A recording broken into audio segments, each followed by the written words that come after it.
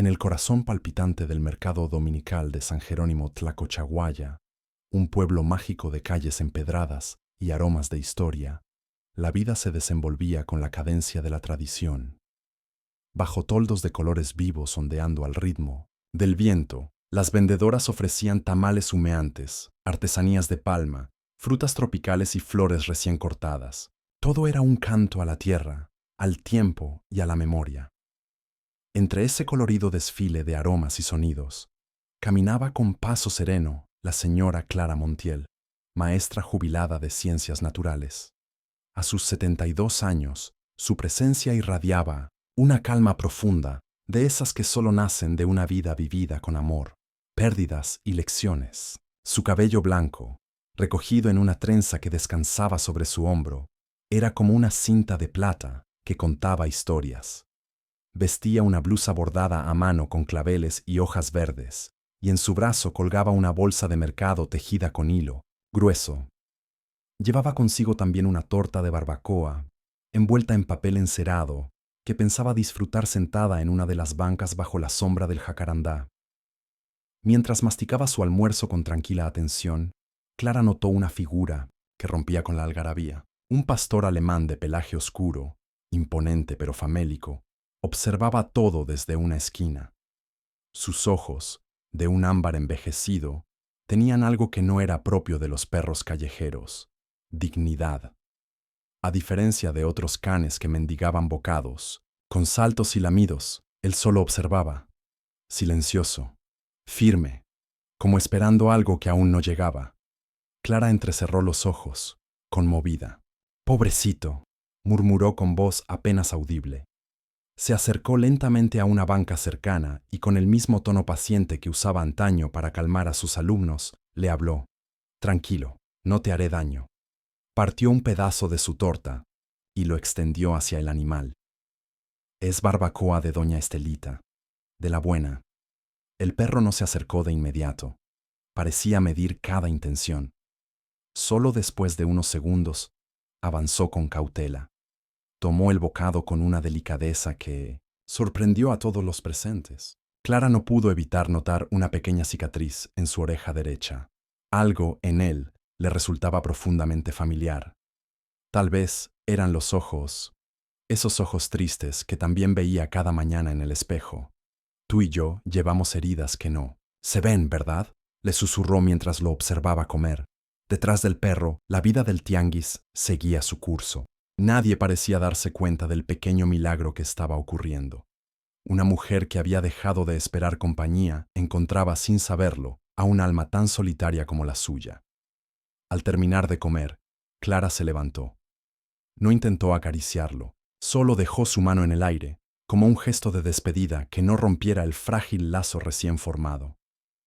«Que tengas suerte, amigo», dijo con una ternura que llevaba mucho tiempo dormida. Mientras se alejaba, el perro permaneció inmóvil, con la mirada fija en su silueta, como si hubiese tomado una decisión, como si algo en esa mujer le hubiera dicho que aún había esperanza. Clara no supo que esa simple ofrenda de comida marcaría el inicio de una historia que transformaría para siempre su mundo. La mañana siguiente amaneció envuelta en un tono naranja suave, como si el cielo quisiera abrazar la tierra con luz cálida. En su modesta casa del barrio de Los Fresnos, Clara preparaba café cuando un rasguño suave, casi cortés, interrumpió la quietud de su rutina. Clara se detuvo frente a la puerta, con el cucharón de madera aún en la mano. No era un golpe, ni el timbre. Era más bien un roce, como si alguien, o algo, supiera que allí vivía alguien que no gustaba de sobresaltos. Con cautela, se acercó a la mirilla, y entonces lo vio. Allí estaba el mismo pastor alemán del mercado, sentado con la solemnidad de un guardián antiguo. Pero no venía solo. Sujetaba con el hocico una pequeña bolsa de cuero, ajada por el tiempo, que dejó caer con extrema delicadeza frente a la puerta. Luego, sin moverse, la miró con ojos serenos. «¿Cómo me encontraste?», preguntó Clara, sin esperar respuesta. Abrió con cuidado. El perro no entró, pero tampoco se movió. Solo la observó. Clara recogió la bolsa con dedos temblorosos y notó que tenía una textura familiar. No era una de esas carteras modernas, sino del tipo que las mujeres guardan con cuidado en cajones viejos, pequeñas, resistentes, llenas de secretos. Al abrirla, descubrió una credencial electoral, vencida desde hacía años, a nombre de Marina Gómez Olivares. Había también una tarjeta bancaria rota y, lo más intrigante, una fotografía.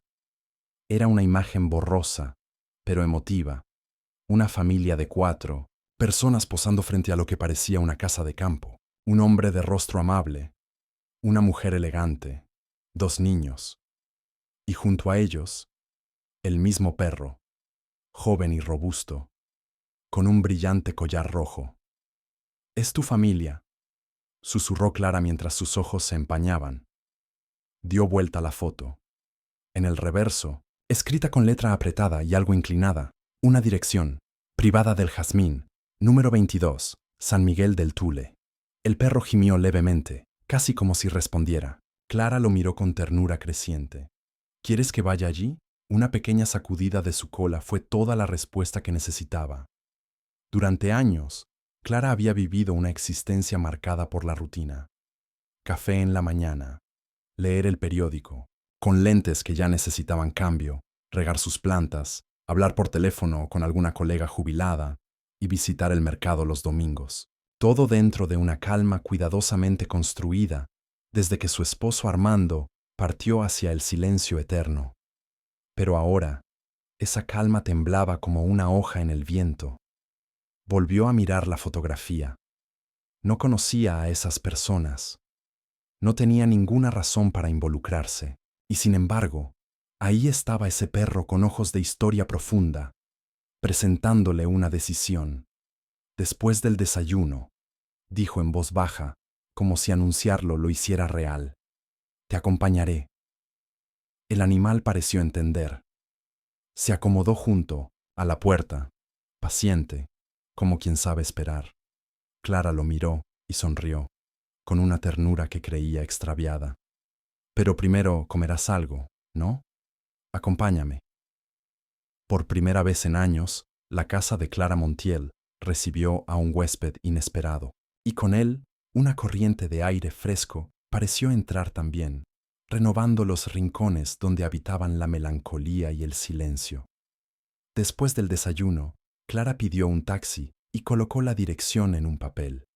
El conductor, un hombre de mediana edad, alzó las cejas al ver al perro en el asiento trasero. «¿Está segura de querer ir allí, doña? Esa casa está vacía desde hace rato».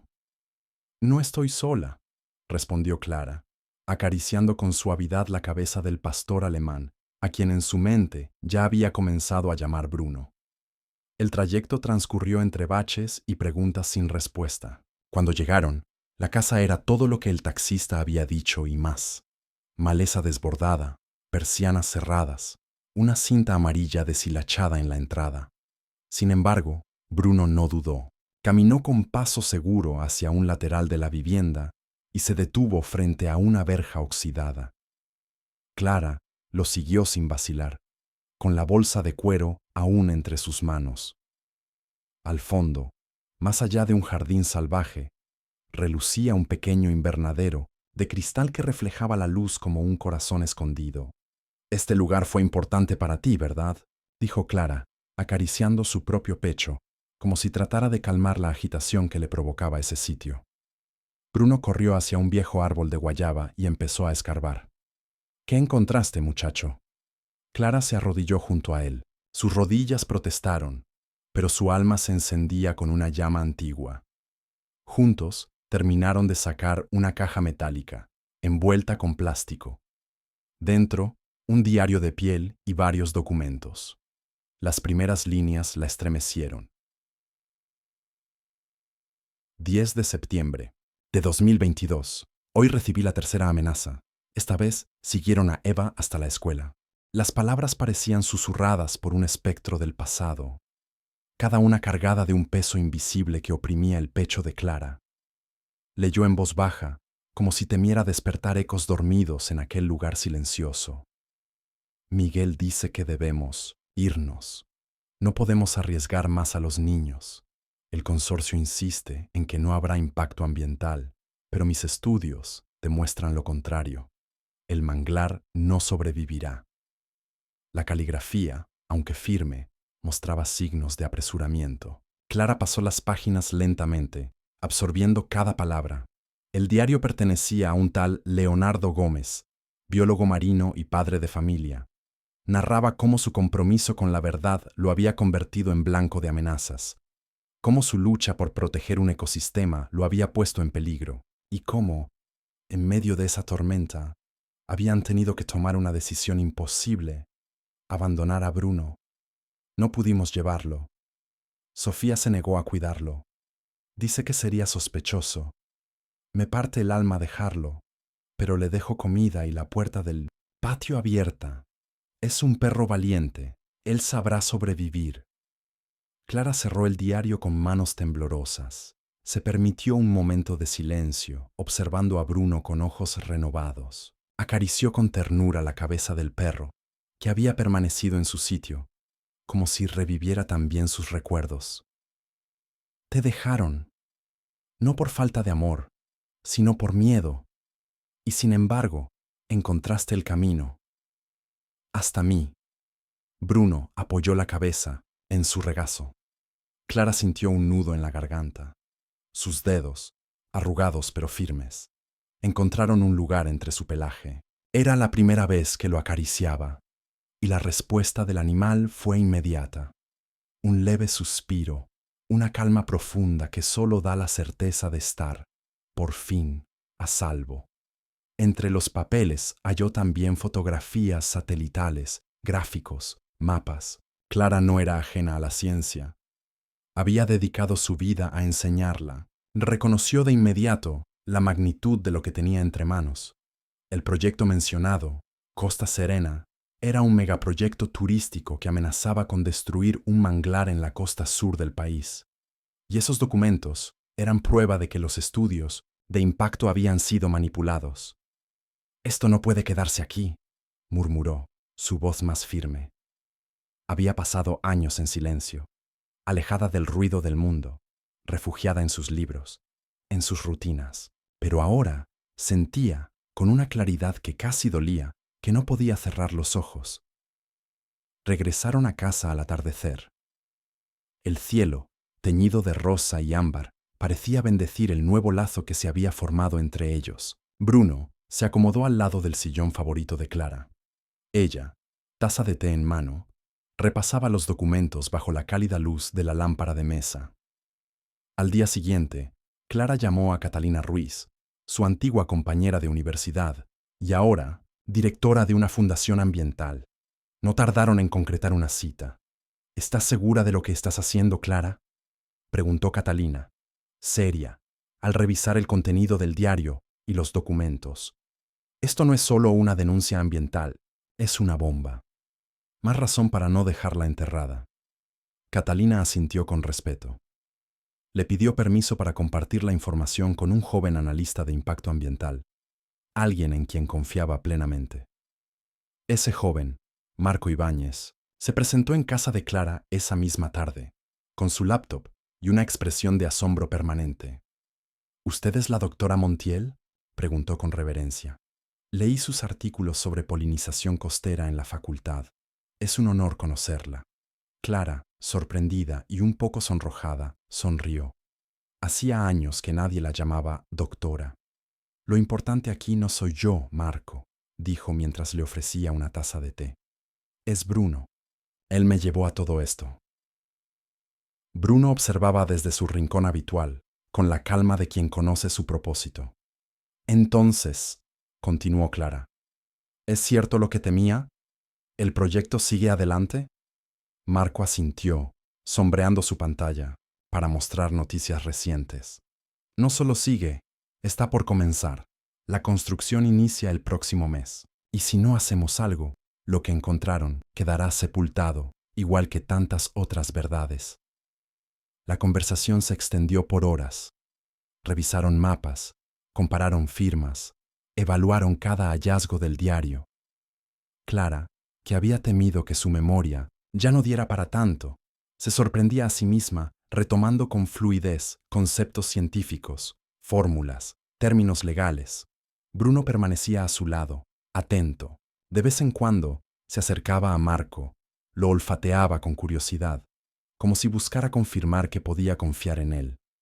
El joven no pareció incomodarse. Al contrario, sonrió con un brillo especial en los ojos. «Es increíble este perro», comentó. «Es como si entendiera cada palabra». «Tal vez entiende más de lo que creemos», respondió Clara con ternura. Esa noche, mientras preparaba la cena, Clara recibió una videollamada. Era su hija, Laura, desde Guadalajara. La mujer de mediana edad apareció en pantalla con expresión curiosa. «Mamá, ¿estás bien? ¿Por qué tienes un perro? ¿Y qué es todo eso en la mesa?» Clara rió suavemente, acariciando la cabeza de Bruno. «Es una larga historia, hija, pero creo que apenas comienza». El amanecer se colaba con suavidad por los visillos de la cocina, donde el aroma del pan tostado y el café recién hecho se mezclaba con una sensación nueva para Clara. Propósito. Mientras Bruno comía su porción de croquetas, mezcladas con un poco de jamón, como ya era costumbre, ella organizaba en carpetas los documentos hallados en la casa abandonada. Marco, puntual como siempre, llegó a las 9 en punto, con una expresión mezcla de entusiasmo y nerviosismo. «Tenemos que movernos rápido, doctora», dijo dejando su mochila sobre la mesa. «Revisé los registros de permisos ambientales, y es peor de lo que imaginábamos». Clara lo invitó a sentarse con una taza de café, y escuchó atentamente mientras él desplegaba los mapas sobre el comedor. Con voz firme, aunque contenida por respeto, Marco explicó. El proyecto Costa Serena fue aprobado por la Secretaría con una evaluación falsa. Usaron mapas desactualizados, omitieron especies endémicas y simularon proyecciones de marea que minimizan el impacto. Básicamente, maquillaron los datos. «¿Y cómo es posible que nadie lo haya notado?», preguntó Clara, con una mezcla de incredulidad y rabia contenida. «Porque los documentos reales, los que tenemos nosotros, nunca fueron presentados. Al parecer, alguien dentro del consorcio decidió que era más rentable comprar voluntades que rediseñar el proyecto. Y aquí es donde se pone peor». Marco colocó una hoja con encabezado oficial frente a ella. El responsable de validar el estudio fue alguien llamado Elena Vega. ¿Le suena? Clara frunció el ceño. Ese nombre no le era ajeno. Buscó en su memoria hasta que un recuerdo emergió, como un bote flotando tras una tormenta. Sí, Elena. Fue alumna mía hace muchos años. Muy brillante, ambiciosa. Tenía esa chispa que uno recuerda. ¿Estás diciendo que ella avaló esta farsa? No solo la avaló, respondió Marco con pesar. Su firma está en todos los informes presentados al gobierno. Y no solo eso. Es ahora una de las principales socias de Ecodynamics, la empresa detrás del proyecto. Clara sintió un nudo en el pecho. No era solo una traición al medio ambiente, era también una traición al conocimiento, a la vocación. Entonces, si Elena está detrás de esto, también debe saber quién es Leonardo Gómez. ¿Tal vez fueron colegas? De hecho, interrumpió Marco, mostrando otra hoja. Encontré que trabajaron juntos hace 5 años en una comisión ambiental sobre zonas protegidas. Todo encaja. Bruno, que había permanecido en silencio, gimió suavemente y se acercó a Clara, apoyando su cabeza en su regazo. Ella lo acarició sin pensar. Ese gesto la anclaba. «Hay algo más», añadió Marco, bajando un poco la voz. «Según fuentes dentro de la Fundación de Catalina, alguien está filtrando información del proyecto. Y podríamos conseguir más pruebas internas, pero sería riesgoso». «¿Riesgoso cómo?». Marco se encogió de hombros, mirando de reojo a Bruno, como si no quisiera alarmar. «Nos advirtieron que no somos los únicos siguiendo este caso, y quien filtró los documentos del consorcio desapareció hace 3 semanas». Clara respiró hondo. Observó el diario de Leonardo, las fotos del manglar, las notas de amenazas y renuncias. Pensó en sus años enseñando a cientos de jóvenes a proteger la vida. No podía detenerse ahora. Si hay algo que he aprendido, dijo con calma, es que el miedo solo puede paralizar si uno lo deja. Y Bruno no me trajo hasta aquí para rendirme.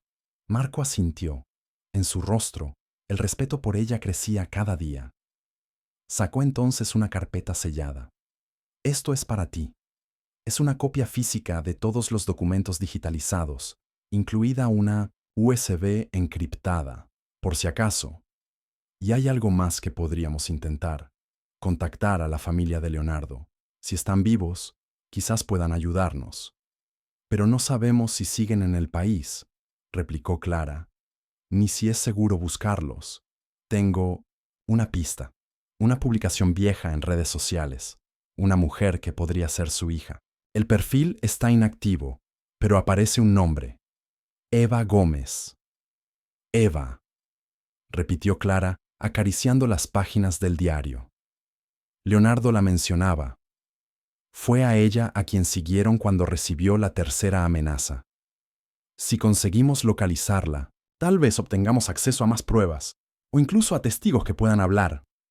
Clara se quedó en silencio un instante. Luego se levantó, fue hasta su habitación y volvió con una fotografía de ella y Armando, su esposo, tomada en los años en que aún daban clases juntos. Se la mostró a Marco. Él también creyó que el conocimiento podía cambiar el mundo. Murió esperando ver algo como esto. Una comunidad defendiéndose. Un aula que traspasa paredes. Un perro que guía a una mujer de vuelta a su vocación. Marco asintió, visiblemente emocionado. Clara le tomó la mano, y con esa mezcla de firmeza y dulzura que la caracterizaba, añadió, vamos a terminar lo que Leonardo empezó. No por él, no por mí, por Bruno, por lo que representa. Esa misma tarde, Catalina organizó una reunión en la sede de su fundación, un edificio colonial restaurado con patios interiores llenos de bugambilias. Allí, Clara se reencontró con otras mujeres que alguna vez fueron compañeras de docencia, de lucha, de ideales. Ahora, todas estaban jubiladas, pero algo comenzó a encenderse nuevamente en ellas al escuchar el relato. Entonces es real, dijo una. ¿De verdad tienes las pruebas? Las pruebas, los nombres, y un testigo de 4 patas que no olvida, respondió Clara, con una sonrisa tranquila, mientras acariciaba a Bruno, que descansaba a sus pies. Cuando la reunión terminó, Clara regresó a casa con una energía que no sentía desde hacía años. Al abrir la puerta, encontró un sobre sin remitente bajo el felpudo. Al abrirlo, leyó: siga removiendo el pasado y alguien más terminará enterrado con él.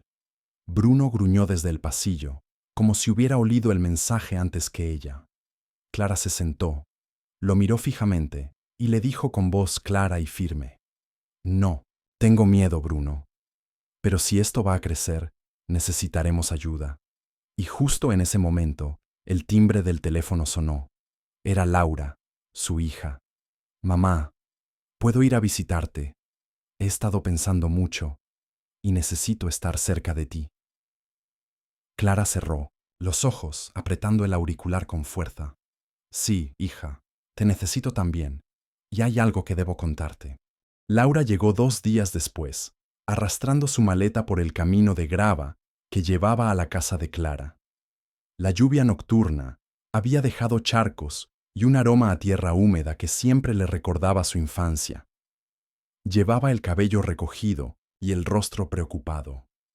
Cuando Bruno salió a recibirla, con movimientos contenidos y atentos, no pudo evitar fruncir el ceño.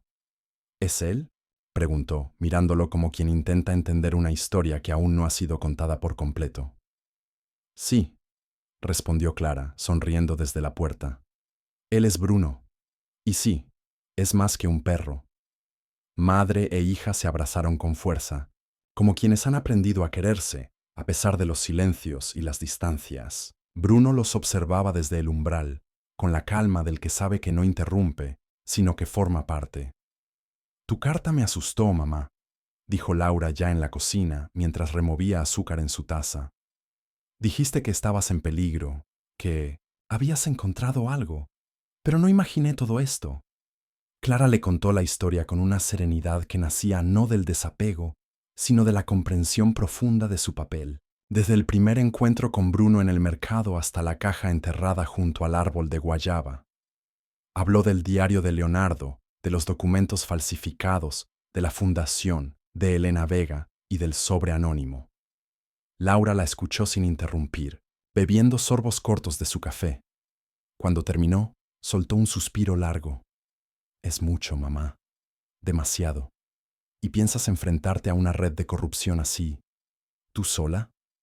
No estoy sola, respondió Clara mirando a Bruno. Nunca lo estuve. Él me encontró por algo. Me trajo esto por algo. Y tú estás aquí ahora, también por algo.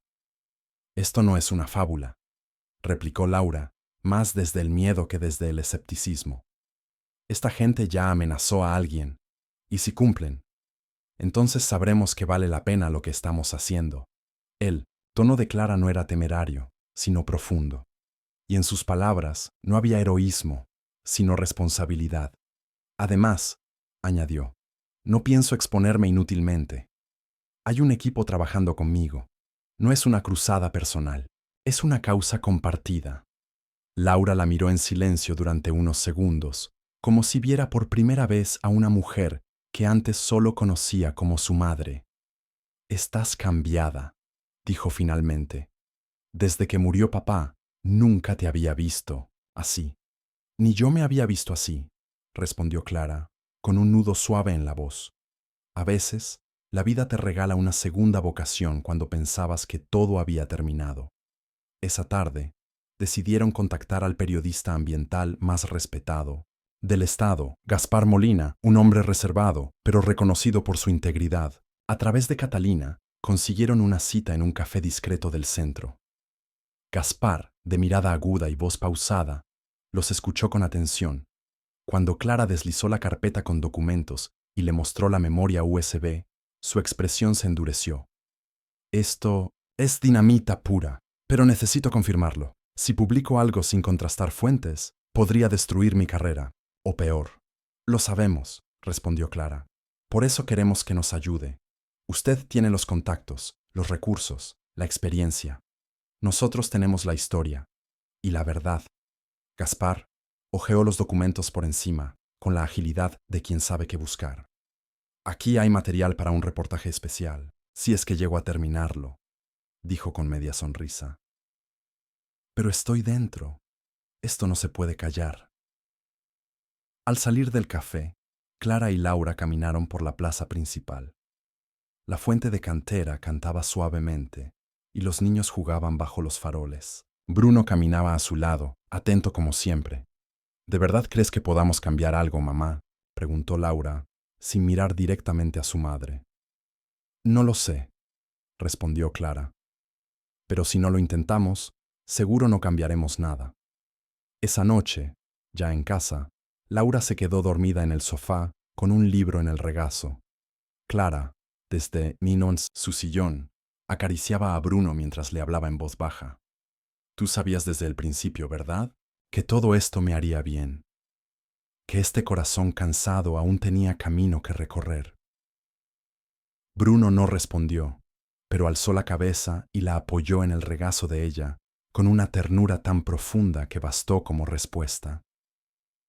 Al día siguiente, Marco llegó con noticias urgentes. Traía consigo una fotografía impresa desde redes sociales. Mostraba a una joven de cabello rizado, piel morena y sonrisa dulce. Sostenía en brazos a un gato y al fondo se veía una estructura de madera típica de zonas costeras. Es ella, es Eva Gómez, dijo Marco. Y vive en Mazunte. La dirección aparece en su perfil. Aún no la hemos contactado, pero tenemos que ir, dijo Clara, levantándose.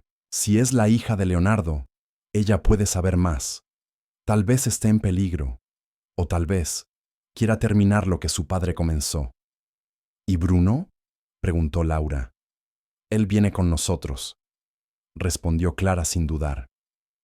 Esta historia no se cuenta sin él. Antes de partir, Clara escribió una carta y la dejó sobre su escritorio. Era para Armando, como solía hacer cuando sentía que algo grande comenzaba. Le hablaba de Bruno, del manglar, de Eva, y de lo bien que le hacía volver a sentir esperanza.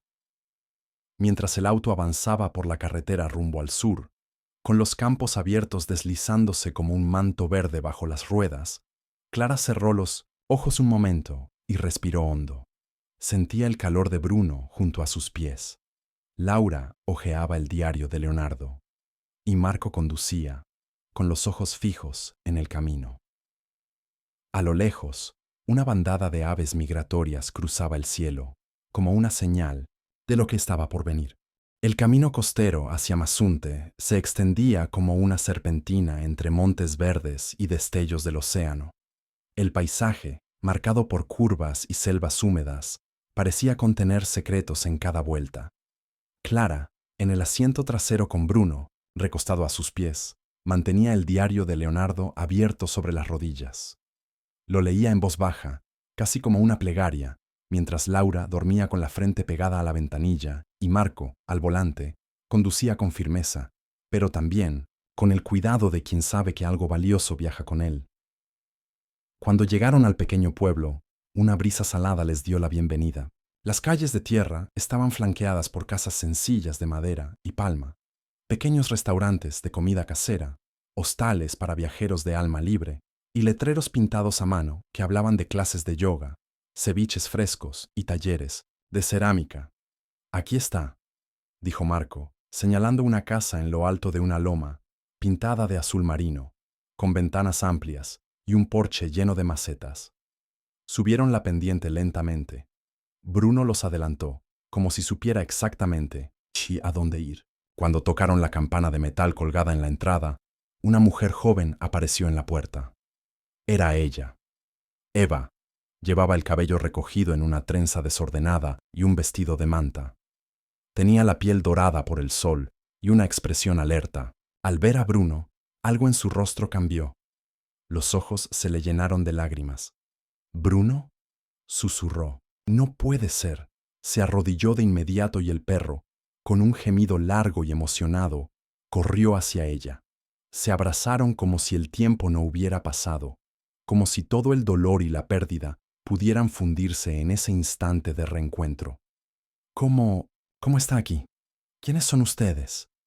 Mi nombre es Clara Montiel, dijo la anciana con voz suave. Bruno me encontró, me llevó al diario de tu padre. Eva. Se levantó lentamente, sin dejar de acariciar al perro. Mi papá, dijo, con voz entrecortada. No sé dónde está. Nos dejó aquí cuando comenzaron las amenazas. Dijo que volvería pronto, pero nunca regresó. Mi mamá se enfermó y yo me quedé. No sabía a quién recurrir, no podía buscarlo. Todo era peligroso. No ha desaparecido del todo, dijo Clara, mostrando el diario. Está en estas páginas, y nos trajo a ti para terminar lo que él no pudo. Dentro de la casa, la conversación se tornó íntima. Eva les sirvió café de olla y pan de plátano. En las paredes colgaban pinturas hechas por ella, muchas de paisajes marinos, aves, árboles, torcidos por el viento. Todo hablaba de un amor profundo por el entorno que la rodeaba. Mi papá siempre decía que el manglar era un corazón vivo, contó, que si lo destruíamos, era como quitarle el alma a la costa. Él y mamá lo defendieron con todo. Cuando las cosas se pusieron feas, él intentó ocultar los documentos, pero alguien los interceptó. Solo nos alcanzó a traer aquí. Yo tenía 15 años. ¿Y tu madre? Murió hace 3 años. Nunca dejó de esperarlo. El silencio se instaló en la sala por unos segundos. Laura la observaba con compasión. Marco tomó notas en silencio, sin interrumpir. Lo que necesitamos ahora, dijo Clara finalmente, es hacer pública esta historia. Tenemos a Gaspar Molina preparando un reportaje, pero tú, Eva, eres la voz más legítima. Si hablas, si dices lo que sabes, podrían escucharte. Eva dudó. Bajó la mirada hacia Bruno, que yacía a sus pies con la cabeza sobre sus patas. He tenido miedo tanto tiempo. admitió. Pero si Bruno está aquí, si encontró el camino, es porque es el momento, ¿verdad? Así lo creo, dijo Clara. Él nos une a todos. Es como un puente entre el pasado y lo que aún puede salvarse. Esa noche, en la misma casa azul de la Loma, grabaron una entrevista. Eva, frente a la cámara de Marco, habló con voz pausada, clara, sin victimismo, sin rencor, pero con verdad. Narró lo que vivieron sus padres, lo que ella vio, lo que aún recordaba de los estudios de Leonardo y cómo su desaparición no fue voluntaria.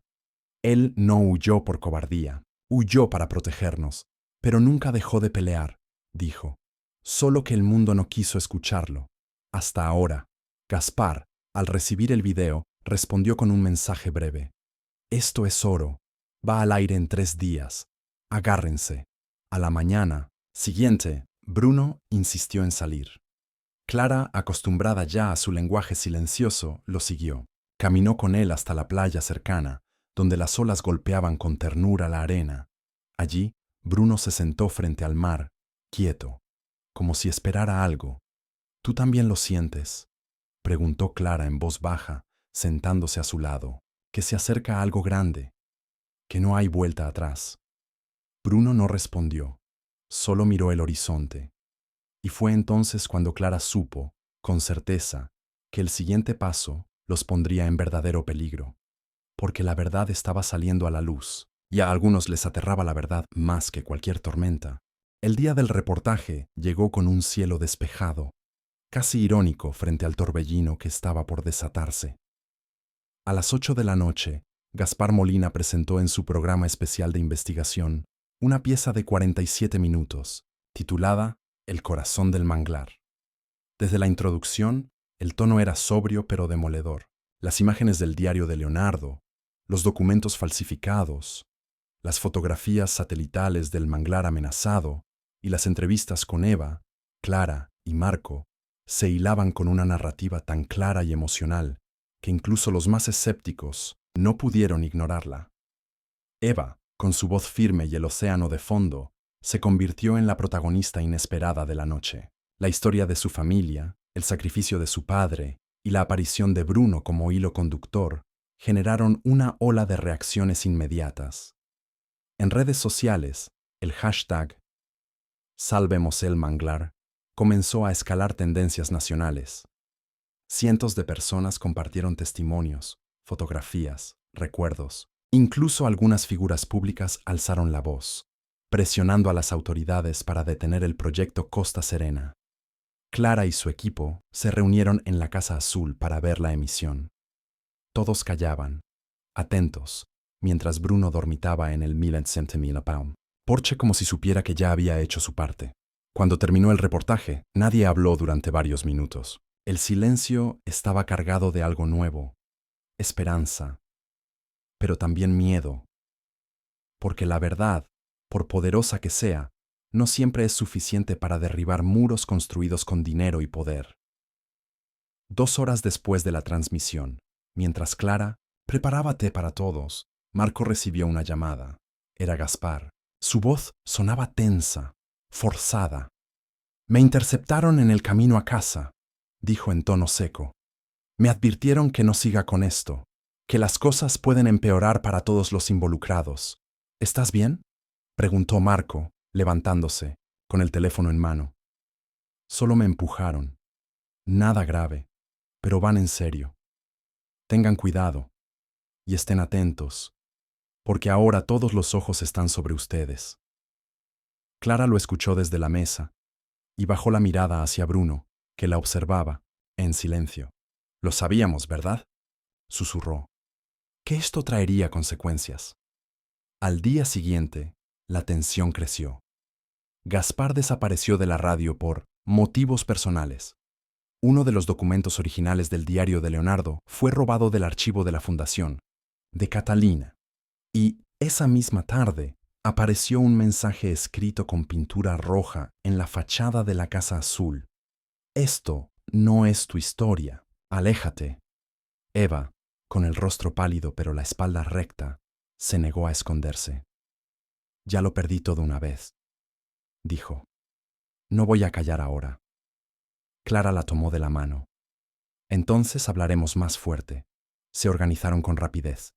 Usaron la misma red que había compartido el reportaje, redes sociales, periodistas aliados, comunidades pesqueras. Marco y Laura idearon un plan de acción legal, con pruebas digitalizadas y respaldadas en múltiples servidores. La Fundación de Catalina convocó a una conferencia de prensa urgente. Eva sería la vocera. El día de la conferencia, Bruno los acompañó hasta la explanada del Centro Ecológico de Mazunte. Bajo un cielo azul limpio y ante decenas de cámaras y grabadoras, Eva tomó el micrófono. Mi nombre es Eva Gómez, comenzó. Soy hija de Leonardo Gómez, científico desaparecido hace 6 años, por denunciar lo que ahora todos sabemos, que el proyecto Costa Serena no solo es un fraude, sino un crimen contra la naturaleza, contra nuestras comunidades y contra la verdad. Detrás de ella, Clara, Laura, Marco y Catalina formaban una línea de apoyo silenciosa. Bruno, echado al frente, mantenía la mirada atenta, como siempre. Este perro, continuó Eva, señalando a Bruno con una mano temblorosa, fue quien encontró el diario de mi padre, quien nos guió hasta las pruebas. No es un héroe, ni un símbolo. Es un sobreviviente, y nos recuerda que en medio de la pérdida aún puede haber guía, aún puede haber futuro. Las palabras de Eva circularon rápidamente. En menos de 24 horas, el gobierno estatal anunció una revisión técnica urgente del proyecto. La presión social se multiplicó. Algunos patrocinadores del consorcio retiraron su apoyo. Las autoridades comenzaron a actuar. Pero con la esperanza vino también la oscuridad. Esa misma noche, mientras dormían en casa de Eva, un estruendo los despertó. Alguien había lanzado una piedra contra la ventana del cuarto de Laura. En ella, un mensaje. Última advertencia. Marco llamó de inmediato a la policía. Pero todos sabían que las fuerzas del orden no estaban realmente de su lado. Clara reunió a todos en la sala. Con voz baja, pero firme, miró uno a los presentes. Escúchenme. Ya no podemos esperar que nos protejan. Tenemos que hacerlo nosotros. No se trata solo del manglar. Es el país, la verdad. Y no la vamos a abandonar. Bruno gimió suavemente, y como si comprendiera el momento, se levantó, se dirigió a la puerta y volvió a mirar hacia ellos. ¿Otra vez quieres llevarnos a algún sitio?, preguntó Clara. El perro insistió. Salieron con él hacia el bosque cercano, alumbrados por linternas.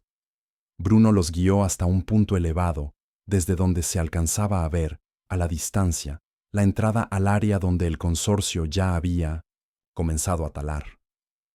Y allí, justo en medio de la noche, pudieron ver luces, maquinaria trabajando en secreto. No lo han detenido, murmuró Eva. A pesar de todo, siguen. Clara cerró los ojos.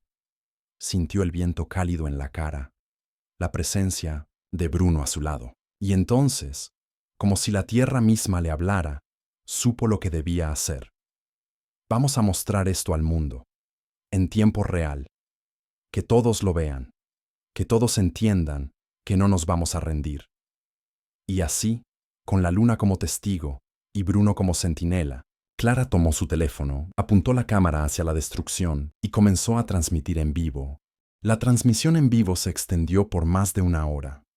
Las imágenes, captadas por la mano firme de Clara y el celular que Laura sostenía con cuidado cuando su madre se cansaba, mostraban maquinaria pesada removiendo tierra, talando árboles centenarios y empujando la vida silvestre hacia el borde del olvido.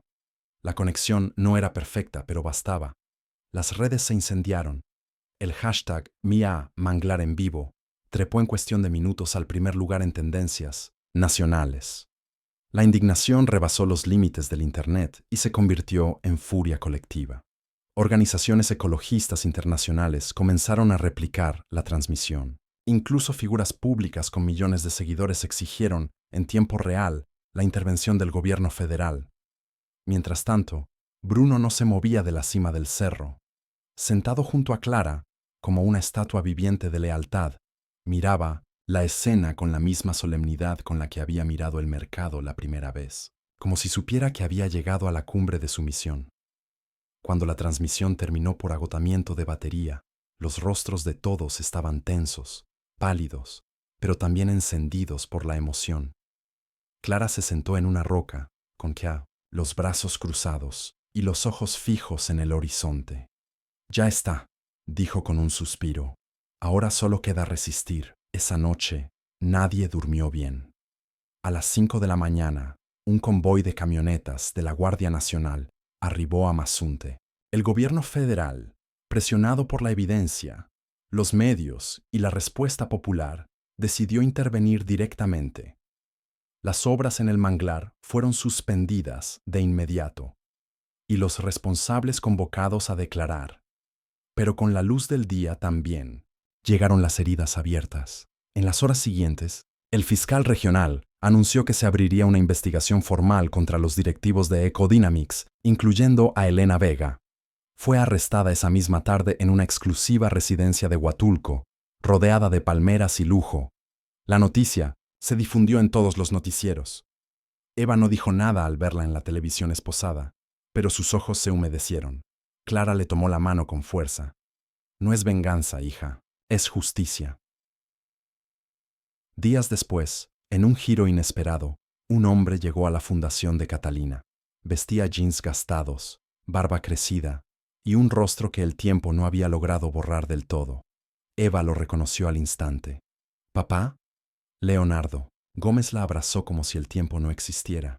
Sus lágrimas se mezclaron con las de ella, y hasta Bruno gimió al reconocerlo, acercándose con movimientos lentos y emocionados. Fue un reencuentro que parecía extraído de los sueños. Pero era real. Leonardo, con voz temblorosa, explicó que había estado escondido en una comunidad indígena en Chiapas, trabajando en proyectos de conservación, que tras haber escapado por amenazas directas, pensó que lo mejor era mantenerse alejado para protegerlas. Que había perdido la esperanza de regresar, hasta que vio a Bruno en la televisión. No sabía si creer lo que veía, dijo, pero cuando lo vi contigo, Eva, cuando vi tu valentía, supe que podía volver. Clara los observaba desde la sombra del porche. Bruno se sentó a su lado, como siempre. Ella acarició su cabeza y murmuró: «Gracias. Lo encontraste también a él». El regreso de Leonardo fue más que un acto emocional. Era una prueba viviente, un testigo clave. Su presencia fortaleció el caso legal. Junto a Marco, Laura y un grupo de abogados voluntarios, Clara ayudó a construir el expediente más sólido que la región había visto en décadas sobre un delito ambiental. Y con ello, el proyecto Costa Serena fue oficialmente cancelado. Semanas después, en un acto público lleno de lágrimas, abrazos y marimbas sonando, suavemente al fondo, el gobierno federal declaró al manglar como área natural protegida, con vigilancia comunitaria y un fondo permanente de restauración ecológica. Durante el evento, Bruno fue nombrado guardián honorario del manglar y se le colocó una medalla simbólica con su nombre. La multitud aplaudió. Muchos lloraron. Clara, con su cabello recogido y su vestido de lino blanco, subió al estrado solo unos minutos. Habló sin papel, sin prisa. Este lugar no solo guarda vida silvestre, también guarda memoria. Y la memoria, cuando se honra, puede cambiar el mundo. Yo no hice esto sola. Lo hicimos juntos, con verdad, con coraje y con la ayuda de un perro que nos enseñó a escuchar lo que muchos habían olvidado o querido callar. Bruno, a sus pies, levantó la cabeza y aulló suavemente. Un sonido breve, melódico, profundo, como si aprobara cada palabra. Esa noche, el cielo se llenó de estrellas. En el nuevo centro ecológico, que comenzaba a levantarse a orillas del manglar, Clara escribió las primeras líneas de lo que sería un libro. No una autobiografía ni una crónica científica, sino un testimonio amoroso de resistencia, ternura y vida. Lo tituló El perro que trajo la marea. Y en la primera página escribió: no todos los héroes usan capa. Algunos caminan sobre 4 patas, con cicatrices en el alma y una misión en la mirada. Los meses siguientes fueron un remanso de reconstrucción y siembra. Donde antes había zanjas abiertas por excavadoras, ahora se plantaban mangles rojos y blancos, guiados por manos jóvenes y ancianas por igual. La comunidad entera se había volcado en restaurar lo que aún podía salvarse. El aire tenía un olor diferente, menos a polvo y más a esperanza.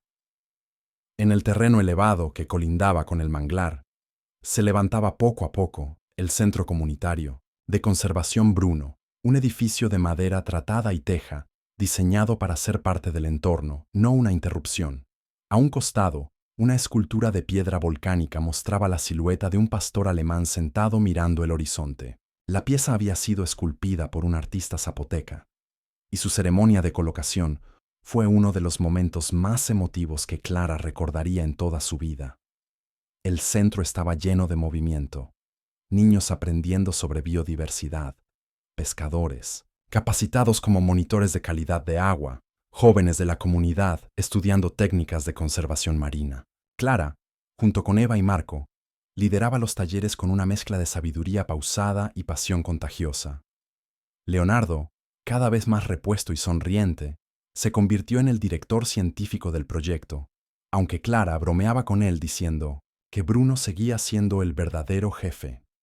Sin él, ninguno de nosotros estaría aquí, decía, y nadie lo discutía. Bruno, ya de edad avanzada, se movía con paso lento pero firme. Le habían construido una pequeña caseta sombreada en uno de los jardines del centro, pero casi siempre dormía a los pies de Clara o bajo la sombra del mirador principal. Tenía su plato de cerámica pintado a mano, su cojín con bordados hechos por las mujeres de la comunidad y una manta especial tejida por Eva. Es el perro más querido de todo el Pacífico Sur, decía Leonardo con una sonrisa mientras lo acariciaba. Laura, quien al principio había venido solo a visitar a su madre, decidió establecerse definitivamente en la región. Abrió una pequeña clínica legal ambiental en Pochutla, desde donde brindaba asesoría gratuita a comunidades afectadas por proyectos extractivistas.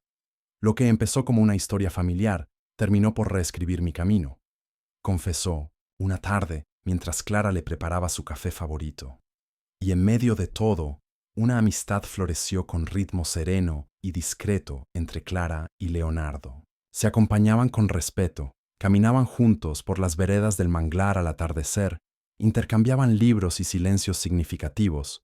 Nunca hablaron de amor, pero a veces, cuando Bruno se dormía entre ellos, uno tomaba la mano del otro con naturalidad, como si la soledad ya no tuviera dónde posarse. ¿Crees que él lo sabe todo?, preguntó Clara una tarde, viendo a Bruno soñar, sus patas moviéndose como si aún anduviera entre recuerdos. Estoy seguro de que sí, respondió Leonardo, y también de que no le importa, solo quiere estar cerca. Valeria, la nieta de Clara, vino a visitar durante las vacaciones. De inmediato se encariñó con Bruno, a quien llamaba mi lobo sabio. En una actividad escolar, escribió una redacción titulada Mi abuela y el perro que salvó un bosque. Su profesora la compartió en redes. El texto se volvió viral. Clara lloró al leerlo.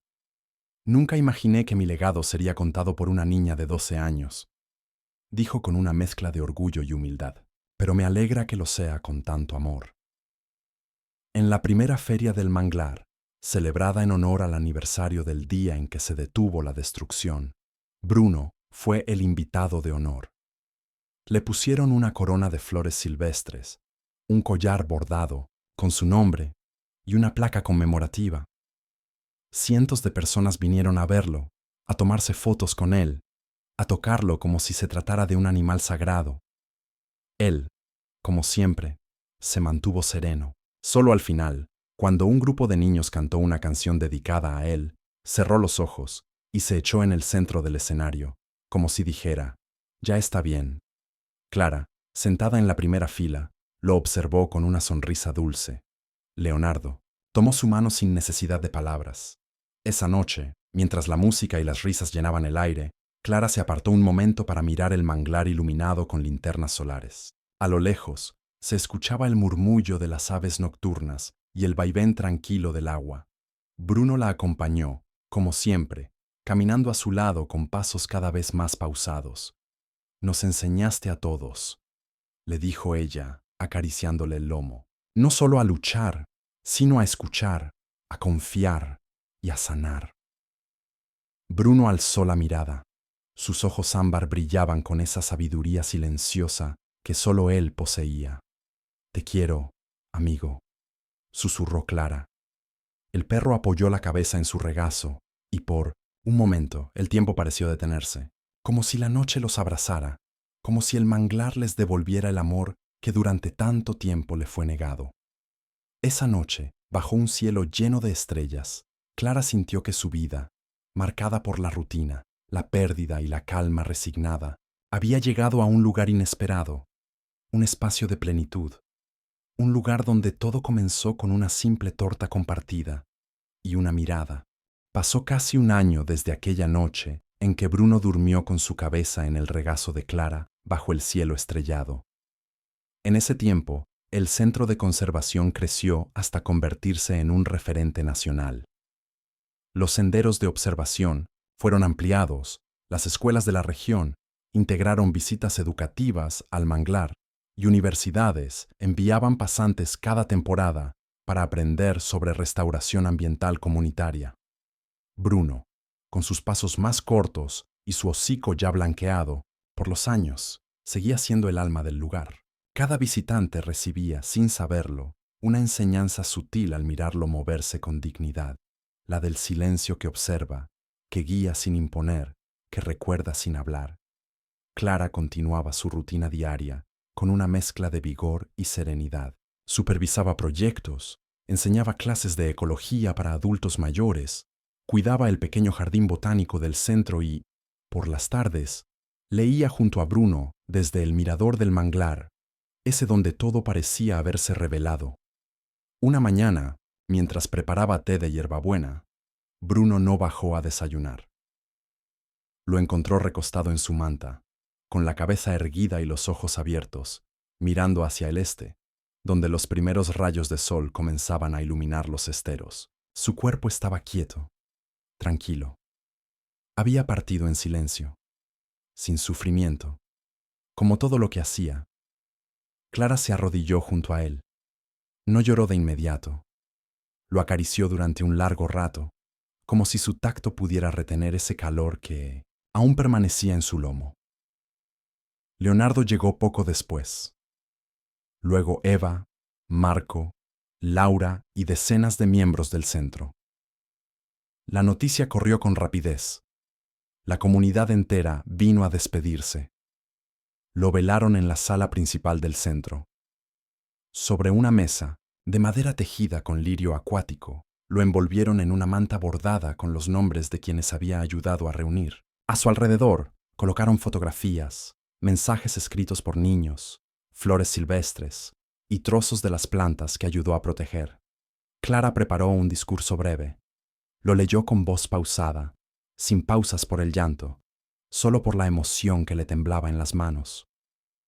Bruno no fue solo un perro, fue un mensajero. Llegó a mi vida en silencio, cuando yo creía que no quedaban caminos por recorrer. Me recordó que aún era posible cambiar las cosas, que aún había razones para levantarse cada mañana. Su lealtad nos mostró el rumbo cuando todos dudábamos. Su valentía nos inspiró a no rendirnos. Su mirada nos enseñó a volver a mirar con el corazón. Y ahora que nos deja, se queda más vivo que nunca, en el aire que purifica este manglar, en cada hoja nueva que brota, en cada niño que aprende a cuidar la tierra. Lo enterraron en la cima del cerro, bajo el árbol más alto, el mismo desde donde él vigilaba la zona cada tarde. La tumba sencilla fue rodeada de piedras y flores nativas. Leonardo colocó una pequeña placa de cobre con una inscripción que todos aprobaron. Bruno, el guardián del manglar, no ladró para pedir, ladró para guiar. Pasaron las semanas. El luto se convirtió en tributo. El centro organizó el Festival Bruno, un evento anual que combinaba educación ambiental, arte comunitario y rescate de animales. El impacto fue tan grande que la Secretaría de Medio Ambiente propuso replicar el modelo en otros puntos del país. Clara seguía escribiendo el libro que había comenzado meses atrás. Ahora, cada página tenía una textura más íntima. No era solo un testimonio del manglar, sino de la transformación de su propia vida, de la mujer que volvió a sentir, a luchar, a amar. Porque sí, con el paso del tiempo, Clara y Leonardo encontraron un nuevo tipo de compañía, libre de etiquetas, de expectativas, de necesidad de futuro. Solo la certeza de un presente compartido, sencillo y profundo. Un día, mientras caminaban por el sendero de madera que cruzaba el manglar restaurado, Clara se detuvo a observar un grupo de garzas blancas posadas sobre las ramas. ¿Sabes?, dijo, a veces todavía sueño con él. Lo veo caminando por aquí, como antes. Y cuando despierto, no me entristece. Al contrario. Es como si me dijera, todo está bien. Sigue adelante. Leonardo le sonrió y tomó su mano. Quizá nunca se fue. Del todo. Esa noche, Clara terminó de escribir la última página de su libro.